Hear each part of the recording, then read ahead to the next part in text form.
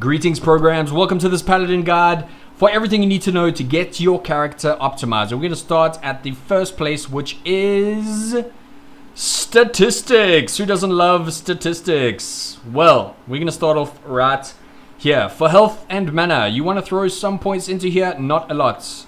I'm 500 to 1,000 if you're really feeling like you want to survive more, but I wouldn't throw a lot into this. I don't even throw anything into mana. So if you want, throw 500 points into health and 500 points into mana. I wouldn't suggest it because your overall stats will boost these stats anyway. I put 500 points into health because I wanted a bit of survivability. So just think about that when you're making your class. I don't throw anything into mana. You don't really need that much, and it's a bit of an XP sink. So just keep that in mind. If you're wanting more survivability, go for a bit of extra health. Your armor value will come naturally from your armor, which you obviously can see here. You get different armor values on your stats. For strength, you want a minimum of 170 points into strength. Very important, not only for your armor requirements, but it's also for your base melee damage skills, which we're going to get to later on. But 170 strength is what you really need.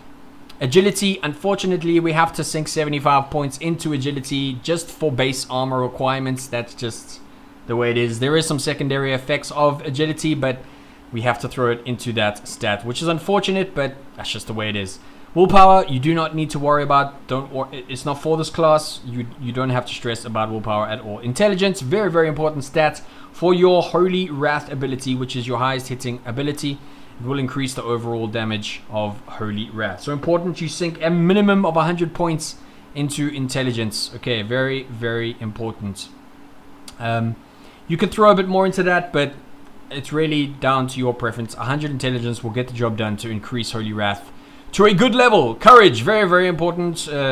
Increases melee damage, increases critical strike chance. Very important for the Paladin. A minimum of 100 points into courage. I would suggest even more. I'll put 135 in, but I would suggest a minimum of 150 points or 100 points into courage. For regeneration, you don't really need too much of this. I didn't invest anything.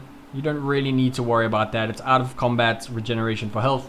Same for meditation. You could maybe throw a bit in here just to increase your meditation when you're out of combat, in between pulls.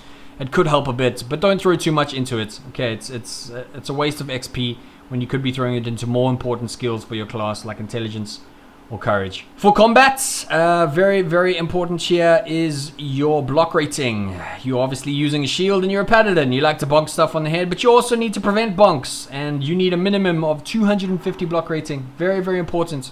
As you can see, the chance of the value is divided by the character's level. Blocking an attack reduces its damage by 2/3. So very important to get your block rating as high as possible if you want good damage mitigation. To 250 points into block rating. Ranged critical, spell critical, you don't really need to worry too much about.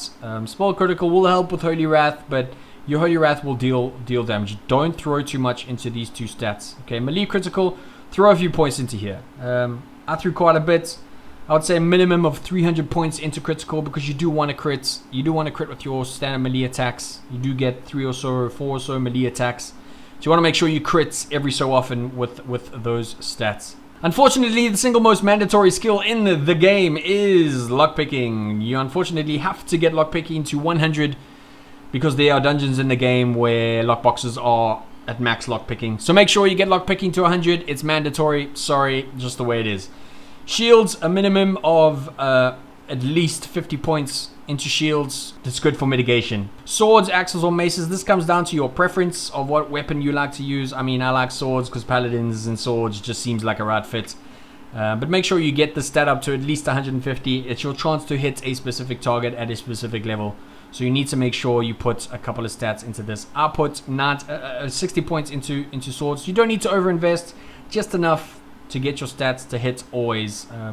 Obviously, that's going to be rolled against defensive stats and stuff like that for the mobs you face. But you have preference here of what you want to take for those. Okay.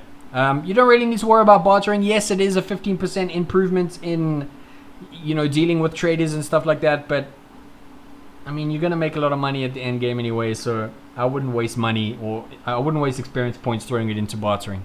As for your abilities, Wings of Freedom, it's PvP skill. Blessing of Champions to 5. Blessing of Defense to 5. Charge, unless you're in PvP, and keep it at 1. Okay. Cleanse, you don't need to worry about. Keep it down at minimum. Divine Strike to 5. Fortification Aura to 5. Absolutely needed. Divine Protection, 75% at 1. It's good enough. Holy Wrath, your main skill, 5. Radiance, your main heal, 5. Mighty Blow, your main melee ability, to 5. Retribution, now you could throw stats into Retribution.